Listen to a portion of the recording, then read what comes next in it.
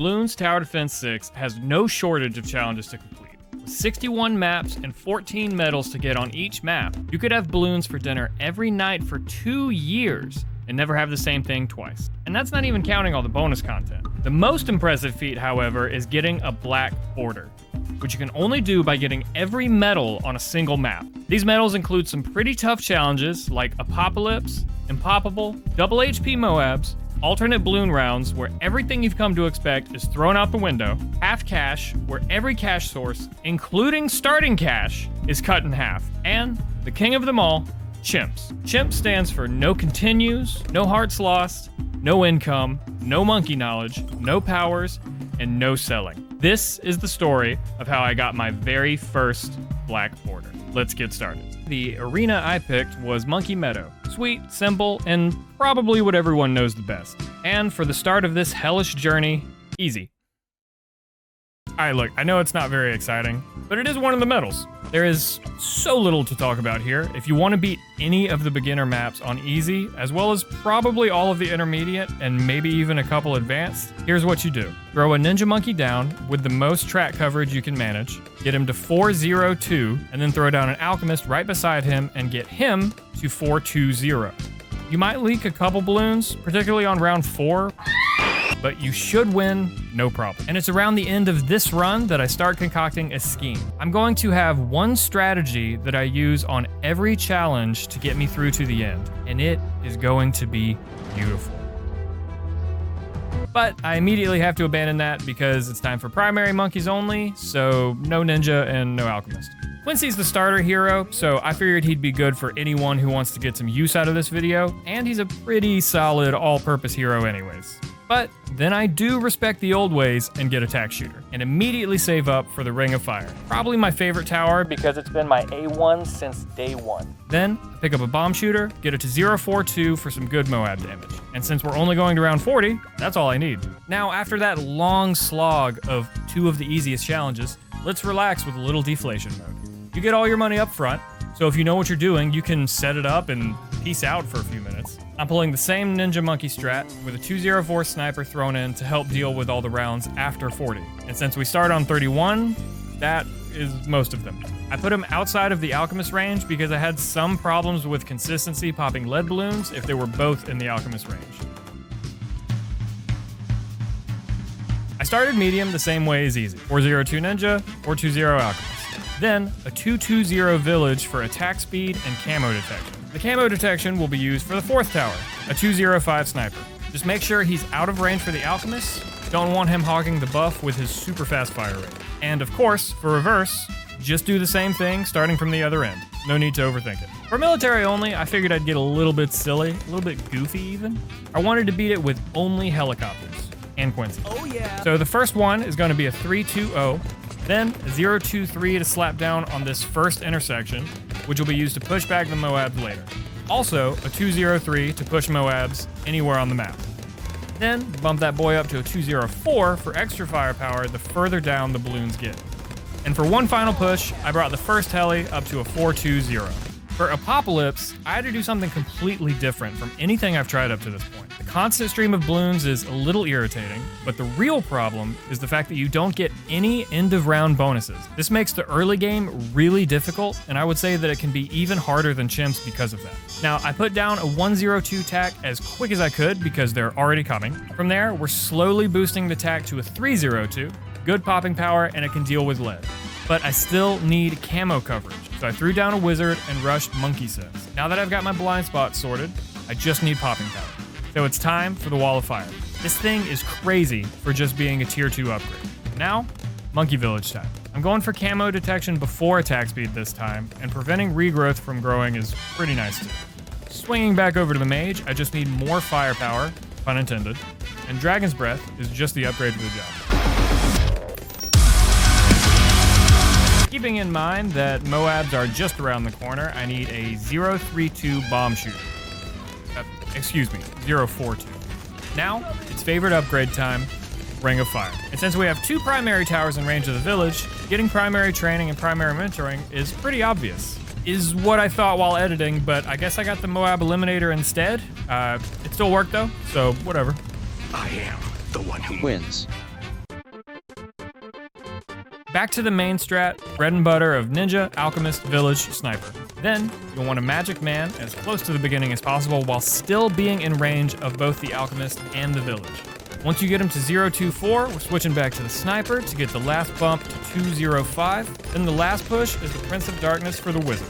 Any balloons that pop in his range will be added to the stack of undead balloons in his reserves. And that's all you need. You get a lot of extra money after that, so if you want to style on these hoes, you can do that. Magic Monkeys is a challenge mode where we actually get a lot of leeway. You see, ninjas and alchemists are magic monkeys. What's magic about a ninja? Great question. But you see the purple behind him? That's the magic color. Think about it. Since we can't do the sniper or village, we're just going straight for the necromancer with a side of fire. And then we're doing the impressive strategy of waiting for a long time. Then we'll make him the Prince of Darkness. This might have been enough to get us to the end, but I am often wrong, so I figured I'd be safe and call Batman. Alternate balloon rounds time, which is on some goofy shit. Fortunately, Old Faithful never lets us down. Weed, potions, village, sniper. I went for the 420 sniper this time though, because this time around, we're getting 3 snipers. The second sniper is gonna be a 205 we've come to know and love, and we're also upgrading the village to a city for some cheddar cheese, and the third sniper will be a 052. Supply drops are great for extra cash, and you'll get the elite targeting option for all snipers, which is a pretty sophisticated targeting choice. Just make sure that your other snipers are on elite after you get the upgrade.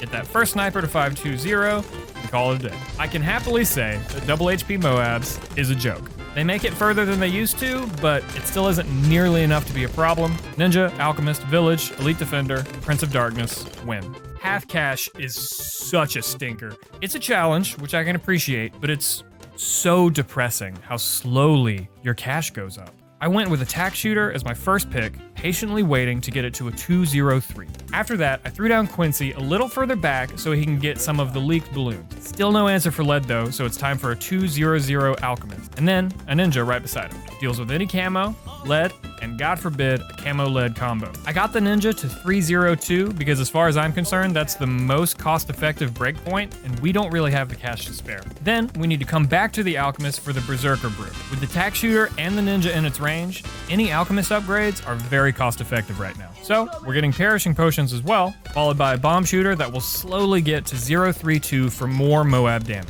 We've been neglecting the attack a bit, so it's time to swing back around for Overdrive. In my pretty limited experience, an Overdrive Tack Shooter seems to have one of the best synergies with the Alchemist out there. It probably could have been better if it was the only tower in the Alchemist range, but I just wanted to throw that out there. Speaking of Alchemists, we're long overdue for a stronger stimulant. With 5 towers in range, the 3k price tag is more than worth it, and since all these towers are so close, seems a waste not to throw in a monkey village. Since we've got 2 primary towers, we're shooting for a 320 right now, upping it to a 420 later.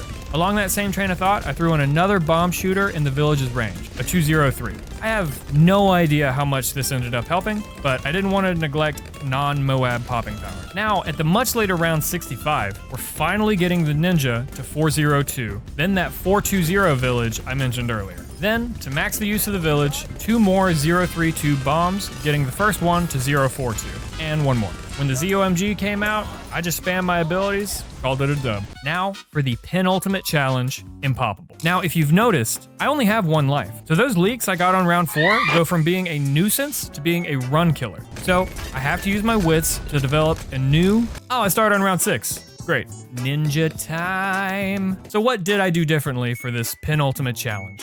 The trial that is only outshined by Chimps itself. Absolutely nothing up to round 80. To get ahead of the curve though, I got 420 on the village, so all primary tower tier 1 upgrades are free, and threw up 3 032 bombs, came back around to the mage to get the last upgrade, then bumped them all up to the Moab assassin. Then I got 3 more, just for fun. Cherry on top, I got primary expertise on the village, buffing all of those bombs and getting a dope ballista on top. 98 got a little spooky, and if I was more thorough, I might have thrown in a 204 sniper or a second ninja to deal with leaks. Other than that, I just spammed abilities from 98 to the end, making sure to save them at the back half of 99 so I could use them all at the very beginning of 100. And with that, there's only the final challenge. No lives, no power-ups, no monkey knowledge, no extra cash generation, no selling towers, no nothing. Chimps. The hardest challenge. is what I would have said, but I already beat it. See, if you were paying attention on Impoppable, you'd notice that I was already playing by Chimp's rules. I don't have to do any thinking, and this game is already won. But since we're here, I thought it would be nice to clean up my strategy a bit and correct some of the blunders I made on Impoppable. Okay, 3, 2, 1, let's jam. The first 5 towers are without flaw, and I'll thank you to recognize that. But I did the bomb village interaction all wrong. Before I put a single bomb down, just go ahead and shoot the village up to 502. That makes all tier 1 and 2 upgrades free. After that, put the 3042 bombs down. And don't even worry about the other 3 bombs, they were unnecessary. Just make one of these a Moab Eliminator. After that, it's business as usual. Spam abilities starting on 98.